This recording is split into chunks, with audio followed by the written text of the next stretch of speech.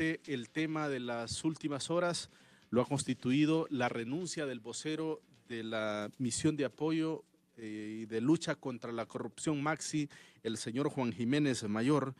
Por cierto, hay mucha hipocresía. Hemos visto a personajes del ámbito político, empresarial, rasgándose las vestiduras por la renuncia de este hombre y seguramente por dentro han de estar muy felices con la partida de Juan Jiménez Mayor. Pero hemos querido descongestionar para abordar un tema de país relacionado con la educación. Ayer justamente la Universidad Pedagógica Nacional Francisco Morazán hizo el lanzamiento de una unidad de una figura muy importante, el Observatorio Regional y Nacional de la Educación. Ya tenemos un observatorio de la violencia que rectora la Universidad Nacional Autónoma de Honduras, pero hemos querido darle el espacio que se merece esta unidad, que seguramente el propósito es hacer una incidencia positiva en el tema educativo y que ello pueda generar políticas públicas que podamos aspirar a mejores estadios de desarrollo. Mientras tanto, vamos a dejar a los políticos de momento para que se pongan de acuerdo y que finalmente podamos salir de esta profunda crisis en la que lamentablemente nos tienen sumergido. Vamos a darle la bienvenida a nuestros invitados especiales. En principio voy a presentar al doctor Armando Uceda, un reconocido académico. Fungió como viceministro de Educación en 2 periodos en la administración de don Carlos Flores y el extinto Carlos Roberto Reina, ministro por ley también en un par de ocasiones. Doctor, bienvenido al Contrapunto. Un placer, Morazán, un placer. Y la bienvenida también para el doctor Roosevelt Hernández, que es uno de los profesionales que estará al frente de este observatorio que ha lanzado ya oficialmente la Universidad Pedagógica Nacional Francisco Morazán. Doctor, para que le vayamos ganando tiempo al tiempo, si nos ubica, ¿cómo surge esta idea y cuál es el propósito del Observatorio Regional y Nacional de la Educación? Bueno, la Universidad Pedagógica, digamos, como alma mater de la educación, ha estado por varios años y décadas generando información científica a partir de investigaciones para que el sistema nacional se nutra de información fresca, información pertinente, información relevante para la toma de decisiones. Y en ese proceder, pues precisamente ha tenido una dirección de investigación, luego un instituto de investigación y ahora genera un paso más al agregar lo que es un observatorio de la educación nacional y regional, con el propósito precisamente de estar viendo la evolución de distintos indicadores del nivel prebásico, del nivel básico, medio y educación superior, y no solo verlo, monitorearlo para ponerle a los decisores los puntos críticos, los puntos claves sobre los cuales hay que intervenir. Entonces, va a estar monitoreando, pero va a estar proveyendo elementos claves para que los tomadores de decisiones a nivel central, a nivel departamental o regional, a nivel de municipios, a nivel de centros educativos, puedan generar espacios de intervención clave para la mejora de lo que llamamos calidad educativa. ¿De qué va a depender el éxito o el fracaso de esta unidad, doctor? Bueno, digamos que información puede haber y hay información en educación.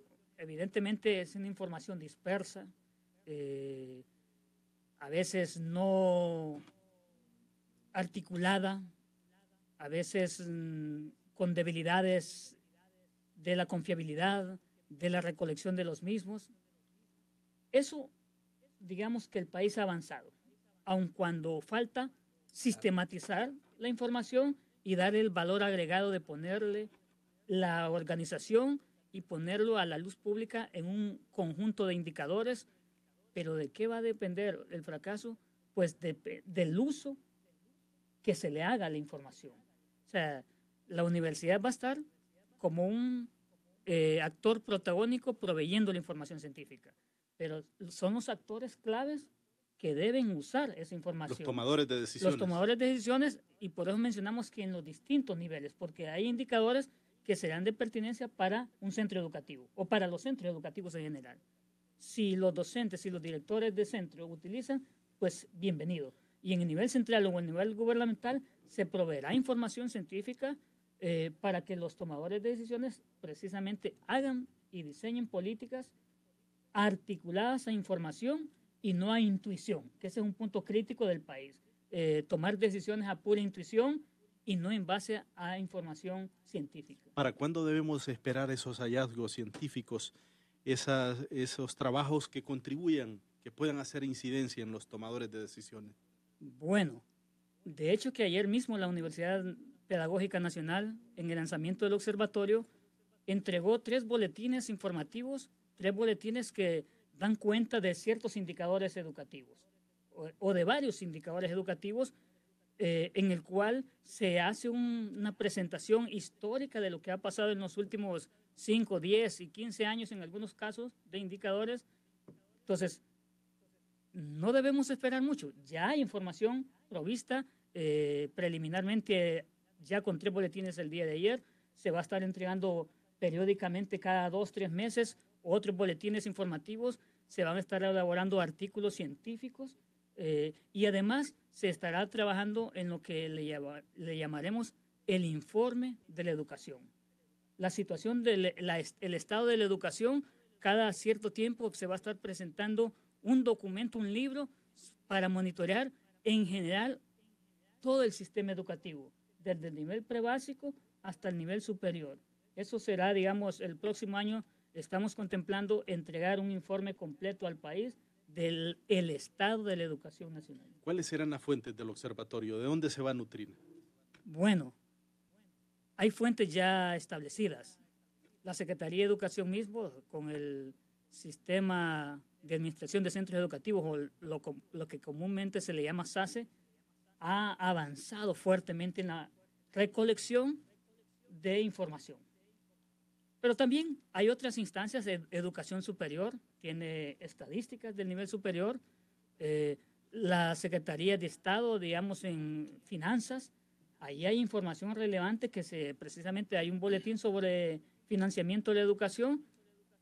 Es esa fuente de revisar los presupuestos, por eso mencionaba que hay información dispersa, lo que pasa es que hay que construir el indicador a partir de información dispersa. Entonces, fuentes como la Secretaría de Finanzas, la CONEANFO, organizaciones de sociedad civil, los proyectos financiados por los cooperantes también están proveyendo información.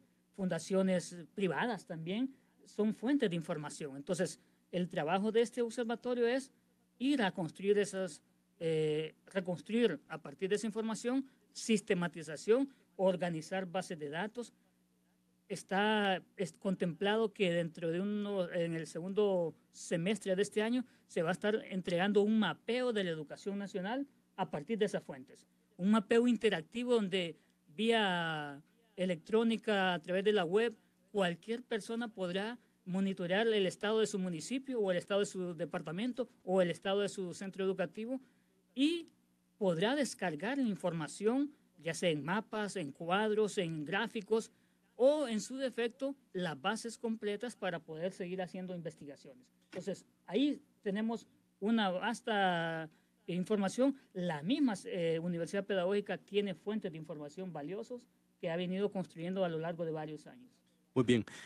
Le consultamos al doctor Armando de Uceda, un reconocido académico del país. ¿Cómo le viene a Honduras en estos momentos de crispación política, doctor, el lanzamiento del Observatorio de la Educación?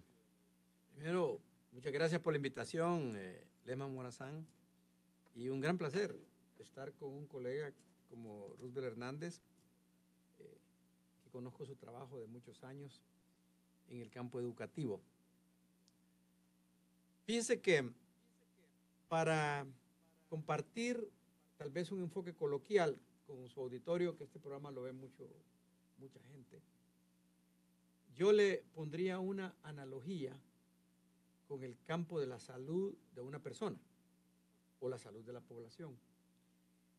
No es que no ha habido información en educación, pero una tesis valiosa que haga un estudiante de posgrado en la Universidad Pedagógica o en la Universidad Nacional termina en los anaqueles de la biblioteca y muy poca gente lo consulta, o bien en un blog o lo suben por internet, y es un esfuerzo que queda aislado.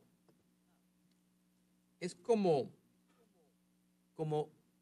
una persona, Sí. una persona que acostumbra a hacerse un chequeo anual. Bueno, la gente pobre que no tiene acceso a la salud, ¿verdad? Usa mucha medicina casera y confían en que la abuelita le curó la gripe de tal manera a su papá o a su mamá, etcétera, y viene la visión coloquial, casera, de la medicina empírica. No quiere decir que esas soluciones no sirvan. A la par, en educación, viene la visión, y aquí voy a usar correctamente la palabra, de no el político, sino el activista de política que se vuelve politiquero, que llega con soluciones a la comunidad sin nunca haber leído una estadística educativa, ¿verdad? Y dice, no, es que aquí conviene un kinder, ¿verdad? Y consígame yo soy diputado o yo soy regidor, consigo el financiamiento y maestro, hágase un kinder y por acá el diseño, lo que sea. Y probablemente no se dé cuenta que la inversión principal no sea construir un edificio. El problema va a ser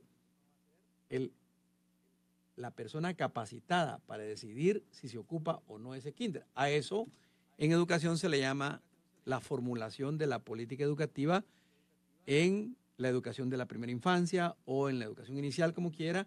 Y ese mapeo del que me habla Roosevelt va a tener estadísticas de cuántos niños nacieron mientras este programa, el día que se está llevando a cabo este programa, cuántos nacen y cuántos van a tener necesidad de un jardín de niños en 5 años.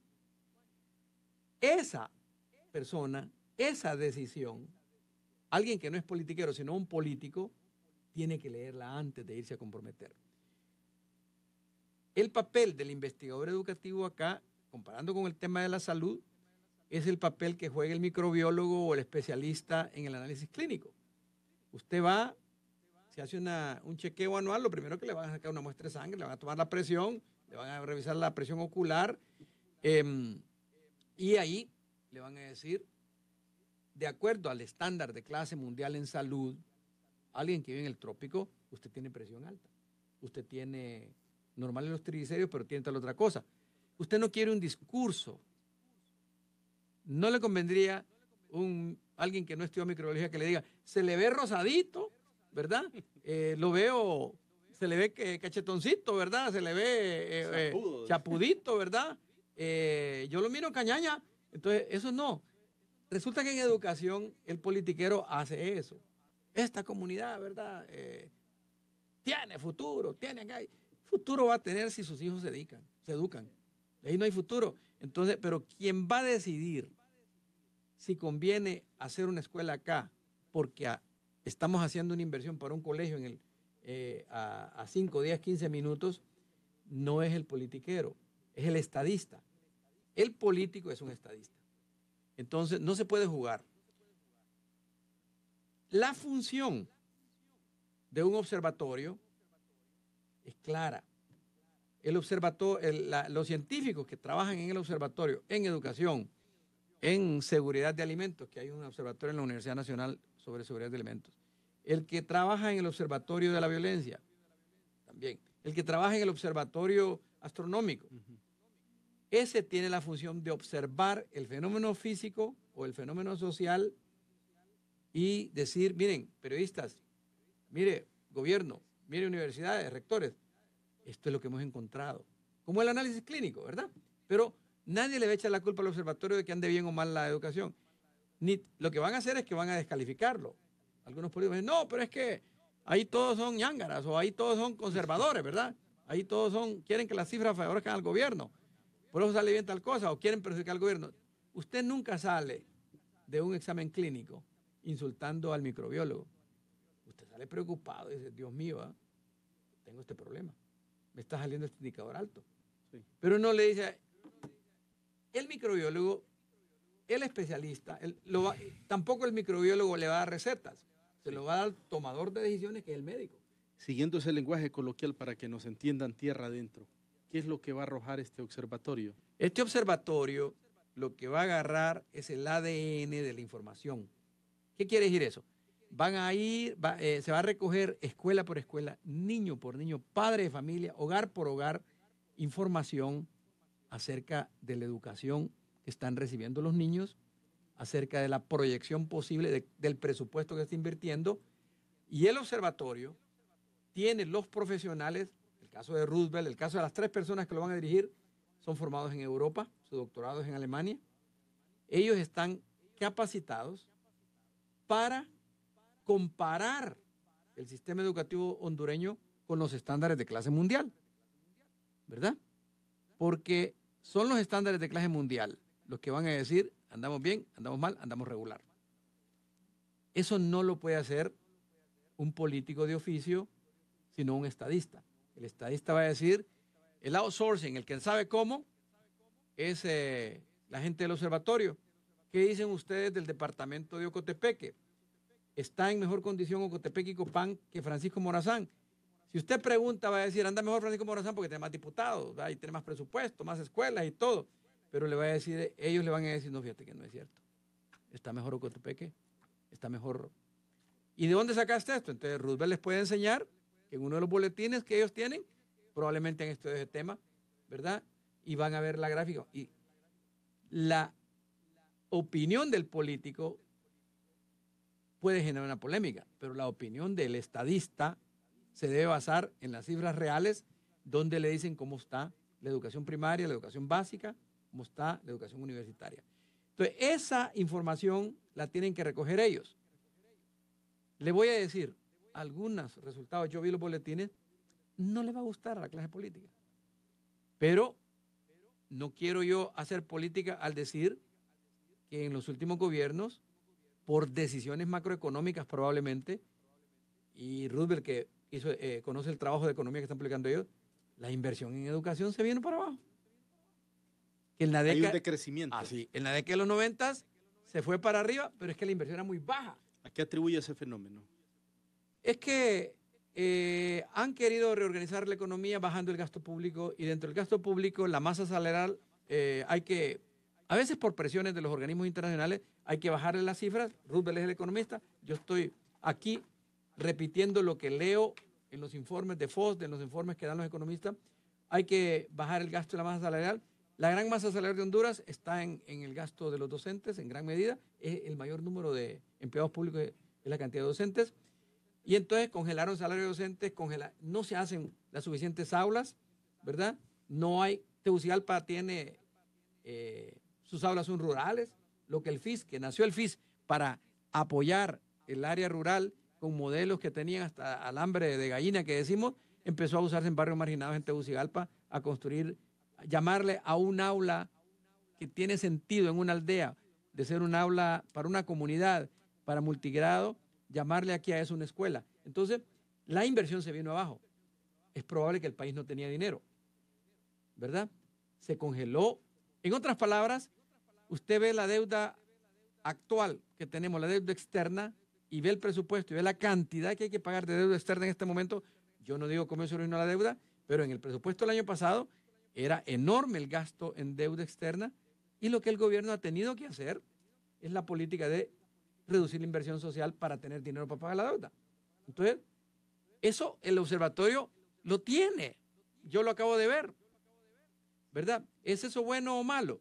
No, ahora viene hacia futuro decirle al gobierno, decirle a las personas que están a cargo de educación, que están en finanzas, señores, por un tiempo ustedes pueden justificar que no invirtieron en el sector social la cantidad que tenían que invertir, pero están pagando la deuda externa de Honduras con enfermedad, porque no invierten en salud, no contratan médicos. Hay más de 10,000, 11,000 médicos desempleados, no contratan docentes, no se ha mejorado los salarios de los docentes. ¿Es eso hacer política?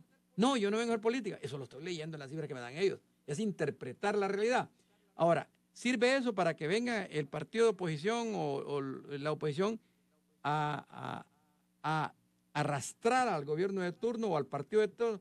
No, eso polariza. Sirve para que ambos reconozcan que hay un problema y que hay que resolverlo, porque no se va a resolver solo. Sí, pero ¿habrá interés, percibe usted, en estos momentos en la clase política? Mire, yo siento que la clase política,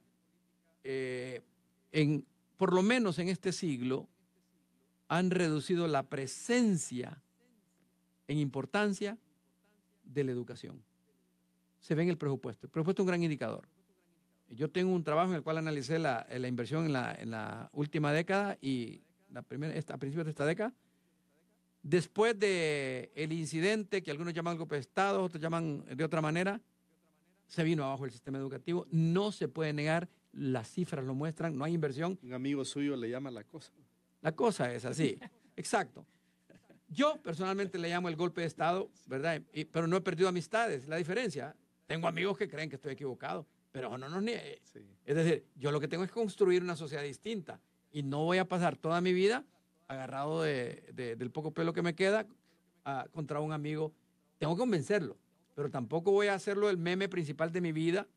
Yo tengo que estudiar ciencia también para dar mis clases, pero tengo que estar consciente que la educación no es prioridad, no ha sido prioridad en los 2 últimos gobiernos, no es con leyes y reglamentos que se hace una reforma educativa, aunque el gobierno diga que la ha hecho. Esa ley y ese reglamento, si no entró al aula de clase a producir un cambio, no sirvió para nada, es papel mojado.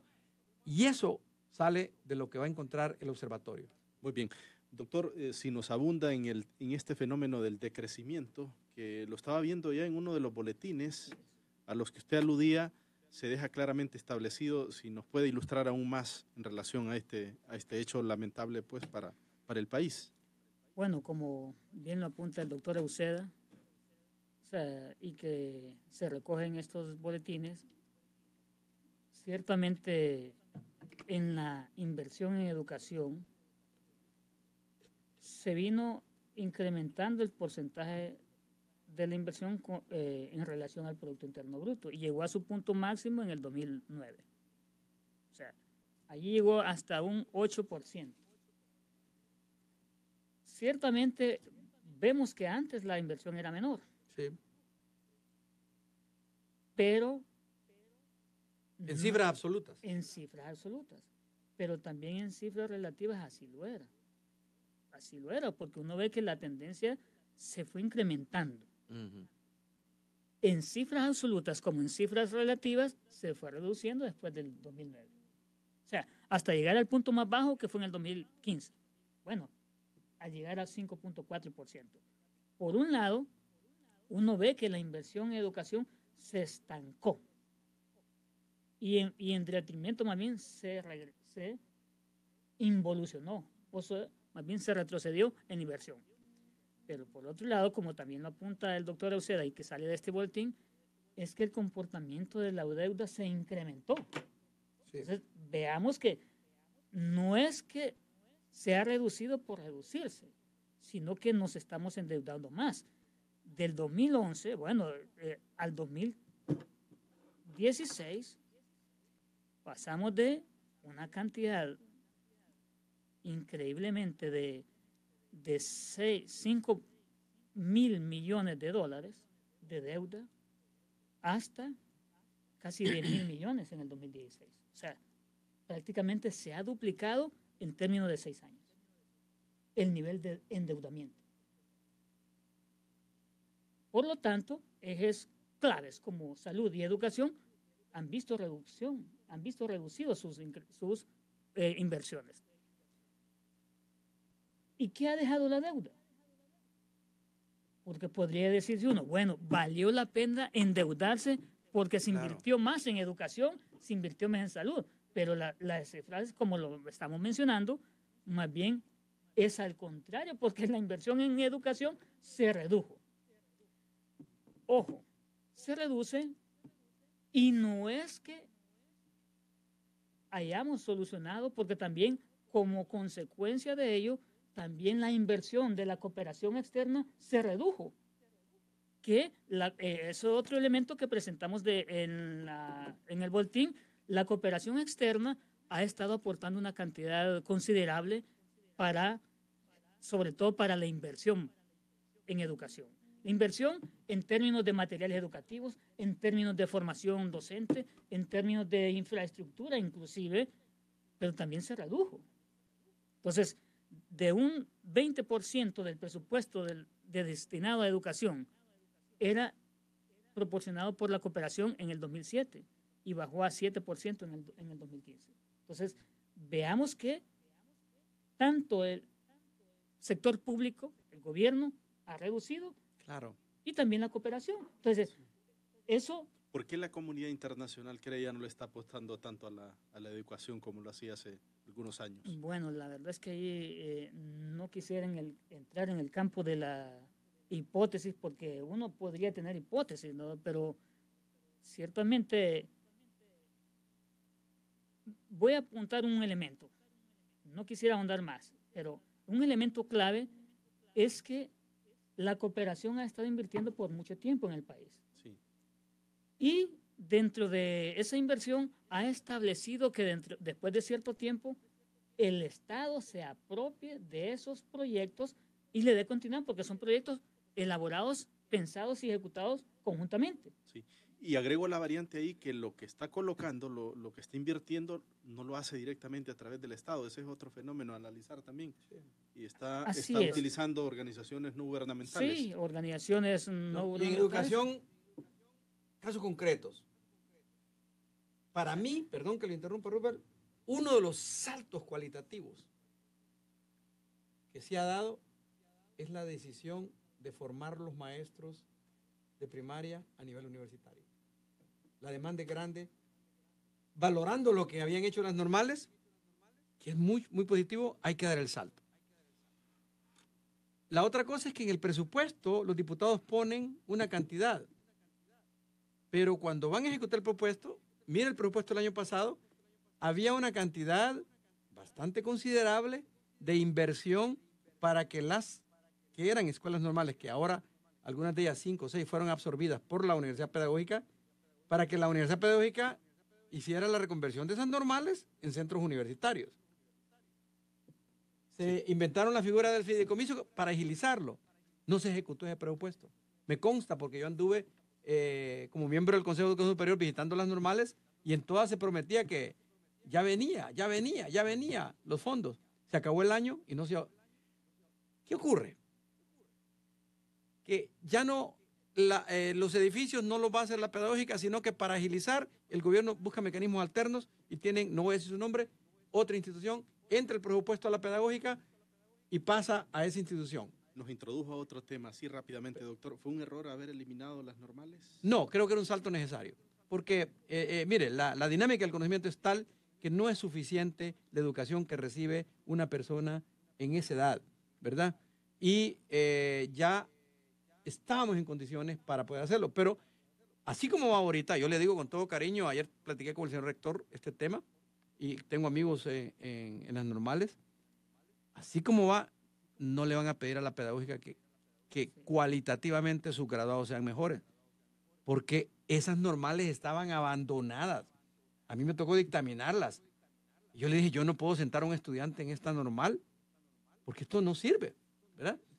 Pero ya el dinero viene, y el dinero viene, y el dinero no llegó. Y la pedagógica tiene experiencia haciendo edificios universitarios, le salen caros porque se cuidan mucho, le salen baratos, perdón, porque se cuidan mucho del gasto. Tengan la seguridad que por el otro mecanismo va a ser más caro. A mí me pasó con las escuelas Proeco cuando yo era viceministro, cuando la comunidad las hacía, tenían un precio, cuando las hacía el FIS contratando a X constructor, duplicaban el precio de aula, de tal manera que me acuerdo que el presidente Carlos Flores aceleró la decisión de que fueran las comunidades las que hicieran esas aulas, las hacía más rápido. Mucha movida. Había que supervisarlas, había que hacer... Yo no digo movida, el mecanismo era legal, pero era más caro. Entonces, eso está pasando con las escuelas normales, ¿verdad? Si se lo dejan a la pedagógica, que lo haga la pedagógica, ya estarían funcionando, porque eso es lo que hacen ellos. Pero han buscado mecanismos y no han transferido el dinero. Entonces, ahí no hay reforma. Que no se engañe el presidente. En el papel puso él, cuando era presidente del Congreso, y pusieron los diputados ahí, que en la nueva ley de educación superior, los maestros se formaban a nivel universitario y que venía un fideicomiso, fantástico. No se ejecutó. Entonces, ¿es eso hablar de política? No, eso lo van a descubrir ellos cuando vayan al campo y miren que las aulas de las normales ahorita están levemente mejoradas. Se ha hecho una inversión, pero no la que decía el fideicomiso. ¿Cómo anda la inversión por alumno, Bueno, doctor? voy a terminar aquella idea que me consultó usted sobre por qué han reducido la cooperación. Bueno, ya mencionó que en los proyectos hay un punto clave que es darle sostenibilidad a los mismos, y eso lo debe absorber el Estado después de cierto tiempo. Pero no han habido buenas señales. Entonces, digamos, un proyecto emblemático, Educatodos, o sea, se trasladó todo al gobierno y el año pasado ya lo cerraron. Imagine, y con Entonces, 12% de analfabetismo. Es correcto. Entonces, para que veamos entonces cómo es la cuestión. Entonces, y en otros proyectos de igual manera, entonces se ha generado, digamos, cuando se trasladan o lo absorbe momentáneamente el Estado, o se politiza y la parte técnica sobre la cual estaba funcionando bien el proyecto o la intervención educativa a la luz de ese financiamiento se pierde. Entonces, evidentemente son malas señales para que un inversor pueda seguir continuando con esa inversión. Entonces, ese es un punto crítico.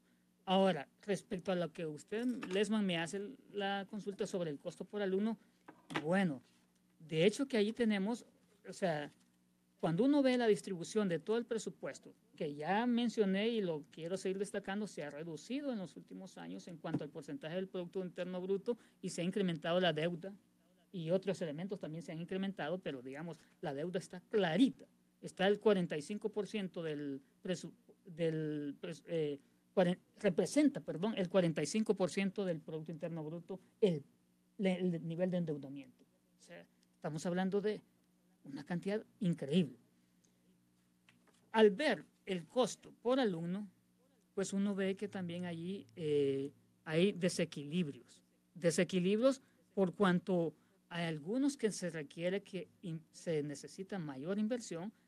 De hecho, que en una conversación pasada que tuvimos en el programa, mencionamos los déficits de educación, los déficits de cobertura, y en esos déficits de cobertura, entonces uno lo ve que en el costo por alumno, el nivel medio es el que más está absorbiendo presupuesto. Y el nivel medio es el que menos cobertura tiene. ¿Y ello se debe? O sea, digamos, lo que pasa es que también aquí, digamos, en el nivel medio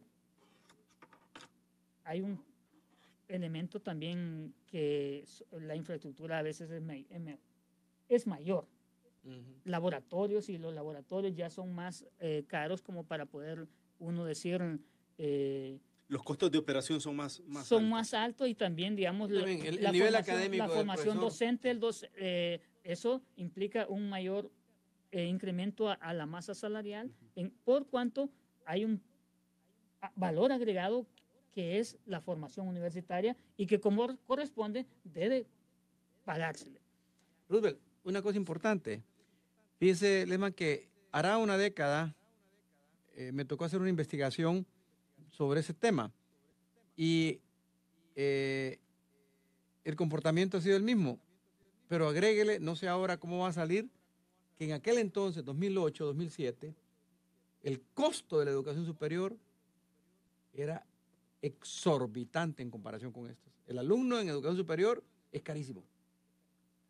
No le va a gustar a las autoridades universitarias. En relación al medio. Ah, sí, ¿verdad, Rubén? Es decir, no sé cómo le van a salir ahora a ellos, pero hace una década, no sé cómo ha cambiado ahora, era muy caro.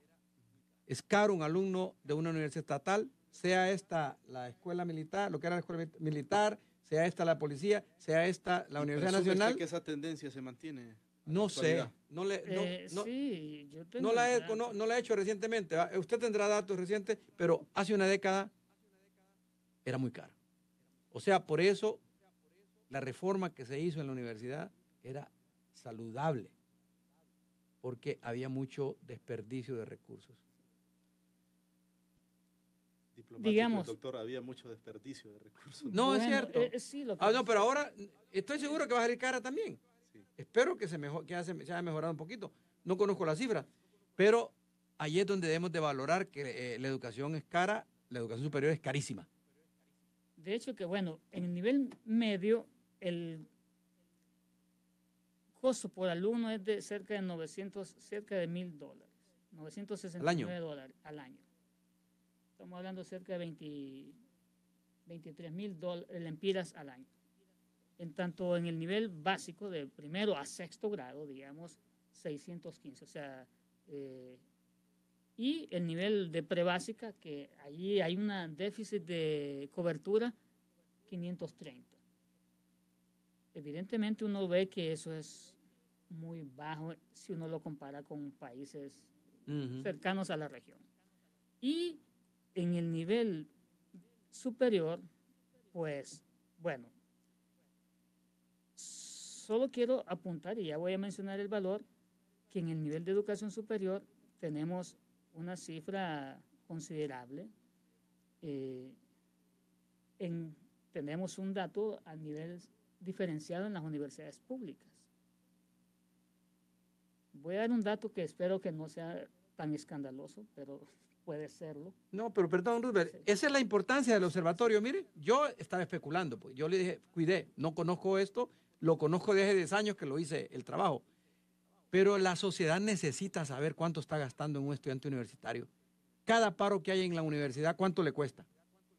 Así de sencillo, ¿verdad? Y el joven que va a hacer el paro tiene que saber cuánto está. No lo estoy sancionando a él, pero es una realidad que tiene un costo, ¿verdad? Y la importancia de los observatorios es que la autoridad competente no puede sancionar esa información diciendo no la publique. Si no, mejor cierra el observatorio. Sí.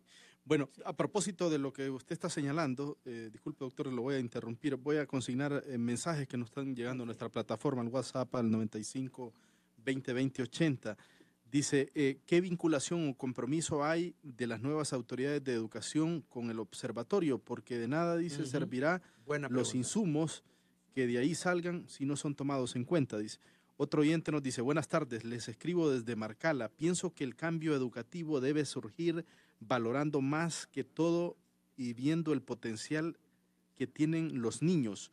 Un experto en educación temprana dijo, todo niño al nacer tiene mayores capacidades que las que tuvo Leonardo da Vinci en toda la vida. En base a esa frase deducimos que todos fuimos genios, pero los padres, por no saber educar a sus hijos, unidos a un sistema que no cabe estimular la creatividad, la curiosidad, la experimentación, la observación, pretenden cambiar la educación desde la parte media. Es como querer cuidar y cambiar un árbol del cual se sabe que la raíz ya está podrida. Nos escribe otro amigo oyente. Por acá nos dice, por favor, Lesman, consúltenle a sus panelistas qué piensan de las nuevas autoridades de educación. Bueno, ya vamos a conocer sus impresiones. Nos quedamos por aquí hasta ahora, doctor. Ok. Estableciendo entonces que la inversión, o sea, no podemos decir que esto es alto, por cuanto es más caro tener un niño o un joven fuera del sistema educativo. Claro. El país pierde mucho más tenerlo fuera. Cuando vemos la inversión diferenciada, si lo establecemos del nivel prebásico al nivel medio, que es, digamos, manejada por la Secretaría de Educación, en el 2016 la inversión fue de 18.000 millones de lempiras para esos 3 niveles, atendiendo cerca de 1.7 millones de niños. 2016. 2016. ¿Tiene la estadística del año pasado? Sí, correcto. No, la de 2016, porque hasta hace poquito está libre la información. Okay. Entonces, vean, fue de 18.000 millones y medio de lempiras de primero a, digamos, 10º o 11º grado, para atender cerca de 1.7 millones de niños. En el nivel de educación superior, la inversión fue 1/3 de eso. Fue de 6.500 millones de lempiras. Atendiendo 70.000, 80.000. Ah, no, pero entre todas, dice usted. Sí, pero digamos, en el nivel, digamos, de las universidades públicas, cerca de 120.000, ¿vale? Cerca de 100.000 estudiantes. Ahora, si uno ve, entonces ya mencioné cuánto fue el costo por alumno en prebásica, básica y media. Ahora lo voy a hacer diferenciado por las universidades. Una CIFOR, el Estado invirtió $18.227 dólares por alumno en el 2015. La UNA invirtió $7.000 $3,800 por alumno. Hay que entender que estas dos universidades, digamos, le dan alimentación, hospedaje a los estudiantes. Entonces, la segunda que mencionó, la del Ancho, ¿no? Sí, una es la Universidad Nacional de Agricultura, para que no la confundamos con la Universidad Nacional Autónoma de Honduras. En tercer lugar está, digamos, la Universidad Nacional Autónoma de Honduras, que invirtieron $2,800 por estudiante. Y la Universidad Pedagógica fue el costo más bajo por estudiante de $1,700 anuales. Entonces, vemos una diferencia de 1,800 a 18 o a 3,800. Realmente uno ve que es muy alto, no es muy alto. Sí, pero si fuera si una lo buena compara inversión, con lo que invirtió en media. Es correcto. Ahí, cuando uno lo ve que en media invierte 669, hombre, son muchas veces más. Sí. Ojo, creo que, bueno, no es que creo, es que en las universidades públicas hay un fenómeno que está haciendo que se incremente el costo por alumno, que son los niveles bajos de eficiencia terminal. Muchos desertores, y que eso genera impacto. Desertores, repitentes, eso genera un costo social fuerte para el país. Entonces, ahí también es un punto sobre el cual las universidades públicas deben poner atención. Sí. ¿Cómo reducir eso? Otro oyente nos escribe, doctor Euseda, buenas tardes, Lesman, felicidades por el programa. Dice, ¿van a monitorear el tráfico de influencias que hay en la educación, en donde se pone a un lado la capacidad y la meritocracia? Es que ese tema, qué bien que lo tocan, porque es una pregunta crucial. Los investigadores en educación tienen mucha formación y usan metodologías de investigación cuantitativa. Todo esto que hemos estado hablando tiene que ver mucho con la investigación cuantitativa. Hacen interpretación de estos datos, pero también tienen metodologías de investigación cualitativas. Combinan estas dos. Eso del tráfico de influencias, usted puede sacar números, ¿verdad? Pero en realidad es de ir a ver el comportamiento organizacional, y eso tiene mucho de cualitativo y tiene mucho al decir comportamiento organizacional, va de por medio la filosofía del gobernante y de su equipo para manejar la administración pública. En todas partes probablemente hay influencias políticas. Lo que pasa es que algunas colindan con la ética. La universidad, una de las cifras que me gustaría que el observatorio sacara es cuántos maestros desempleados con título de licenciado, graduados en la Universidad Nacional Autónoma de Honduras como licenciado en Pedagogía y con títulos de licenciados en distintas especialidades, graduados en la Universidad Pedagógica Nacional, ¿cuántos desempleados hay? ¿Cuántos ha contratado el gobierno en los últimos 10 años? Y la respuesta es alarmante. No han presupuestado plazas nuevas. Lo que hacen es que si se jubila alguien, entonces va a concurso en una plaza. De hecho, los concursos se pararon. ¿Qué le dice eso?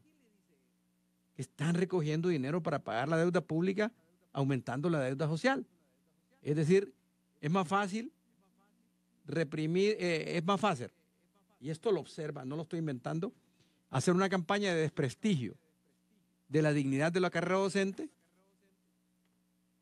y no darles aumento por mucho tiempo, a pensar una propuesta de política pública en educación que lleve genuinamente un incremento que combata la inflación, que ayude, que dignifique la carrera docente. Mucha gente del área económico-administrativa no lo ve así. No ven la educación como una inversión, sino que como un gasto necesario para calmar a la gente, porque eventualmente manejan un modelo que hasta que haya un tránsito hacia el negocio de la educación, en la educación privada, que es necesaria la educación privada, entonces se va a resolver el problema. Ese tema es importante, la influencia política. Yo he tenido alumnas y alumnos brillantes, que en cualquier universidad del mundo pueden sacar un doctorado, que en cualquier sistema educativo del mundo se contratarían de inmediato, y todavía, después de 4 o 5 años, están haciendo cola para ver cómo entran al sistema educativo, y son muy maltratados en las oficinas. Por no tener un padrino. Por no tener un padrino político. Bueno, otro oyente nos escribe y nos dice, en el costo de la Universidad Nacional, consideran que hay mucha, dice, pero mucha burocracia en esa institución, más burócratas que docentes. Le vuelven a preguntar si hay algún compromiso de las nuevas autoridades en recoger o en tomar en consideración los hallazgos que ustedes puedan hacer como observatorio, doctor Hernández. Bueno, por eso destacamos al inicio que la información va a estar puesta, como dijo, lo ilustró el doctor Euseda, o sea, el microbiólogo le da los resultados al médico y al paciente. Allá ellos sí toman las mejores decisiones o ni siquiera toman decisiones. En el caso particular del observatorio, estamos buscando dar un paso adicional, que es que en tanto en el consejo directivo del observatorio como en el consejo consultivo hayan autoridades educativas incorporadas, representante del ministro y de distintas unidades técnicas de la Secretaría de Educación, como por decir la gente que debe hacer la capacitación y formación docente. Hay una dirección para ello, hay una dirección de evaluación, hay una dirección de educación comunitaria. Entonces, está considerado que hayan actores de las autoridades educativas dentro del consejo directivo y consultivo, así como también de las organizaciones magisteriales, que haya personas en el consejo consultivo del observatorio, que haya representantes de sociedad civil, de la cooperación, precisamente para eso, para que veamos todas las necesidades de la información y que esos actores se comprometan a usarla para tomar decisiones correctas, sí, y no sobre la base de clientelismo político. Nos escribe una maestra en Tiucá, dice, consúltele por favor a sus panelistas si estará abierto al público el observatorio, nos dicen, nos preguntan, doctor. Por supuesto que sí, precisamente ese es un elemento clave dentro de los observatorios que ponen a disposición de las personas, de distintas personas, ¿Funcionará la en información. la sede de la UPN? En la universidad tiene su sede.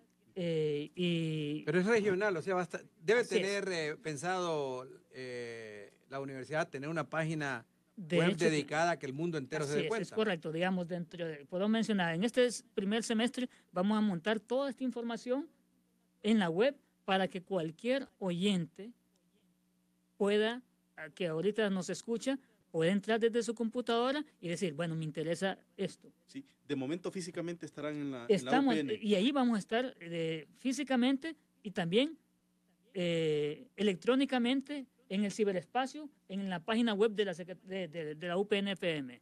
Perfecto. ¿Y hay compromiso o no lo existe de parte de las autoridades de tomar en consideración, o ustedes esa es una situación que la dejan a potestad de ellos? No, por eso menciono de que dentro del Consejo Directivo habrán personas de la Secretaría de Educación.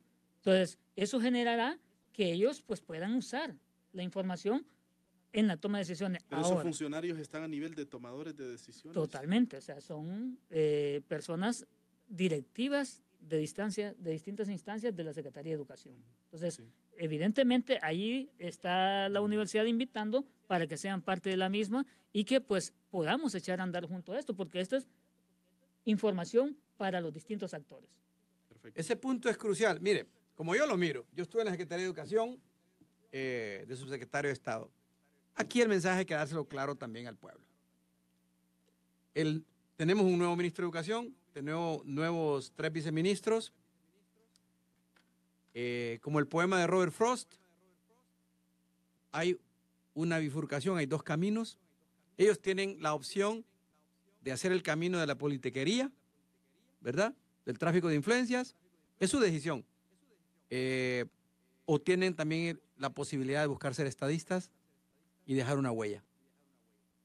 La huella que recuerde que eran gente sensata, que tienen formación universitaria, que tenían la voluntad, la fortaleza de carácter de decirle a su partido de gobierno, en educación está pasando esto.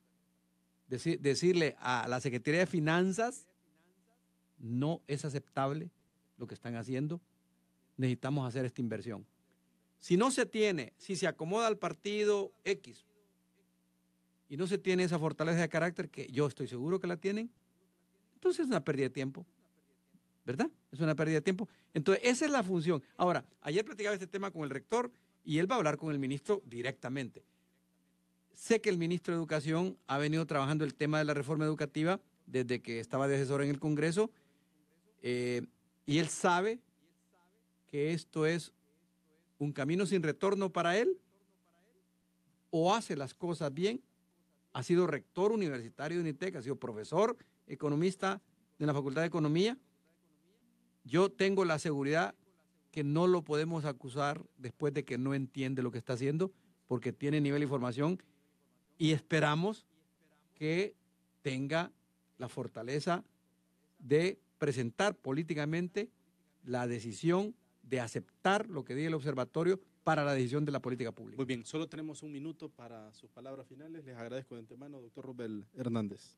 Bien, también es importante mencionar que no solo estos actores podrán usarlo, sino la sociedad civil en sí. Alcaldes. Los alcaldes podrán echar mano de esta información, los padres de familia organizados en los consejos municipales. Los mismos alumnos, obviamente. Sí, los consejos municipales de educación o condes. Con esta información también pueden ir al alcalde y presionar, mire, señor alcalde, nuestro municipio está así. ¿Qué va a hacer usted para poder mejorar estos indicadores?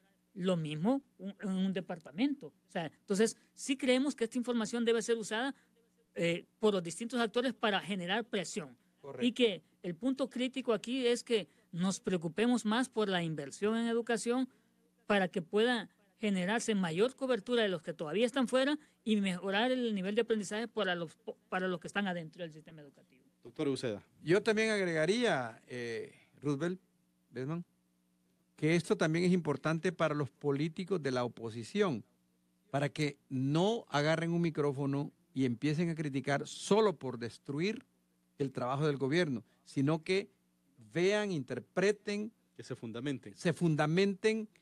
Con las cifras que dé el observatorio. Porque también ahí hay irresponsabilidad de ponerse a despotricar sin entender. La tendencia en los últimos años, o sea, todos son corresponsables. Es correcto. Y también la Comisión de Educación del Congreso Nacional. El que aceptó estar en esa comisión, que estudie el tema educativo. Porque si no van a ser figuras decorativas, como han sido muchas comisiones. Sí, muy bien. Gracias nuevamente, lo felicito, muy buen proyecto, dice Carlos Turcios, nos saluda desde San Pedro Sula. Gracias a todas las personas que nos escribieron. Quisimos escuchar a nuestros panelistas, seguramente en próximas emisiones vamos a dar más apertura como ha sido la mística del contrapunto. Gracias por su sintonía, Dios mediante, nos escuchamos el próximo viernes con otro tema de interés nacional. Que estén bien, buenas tardes.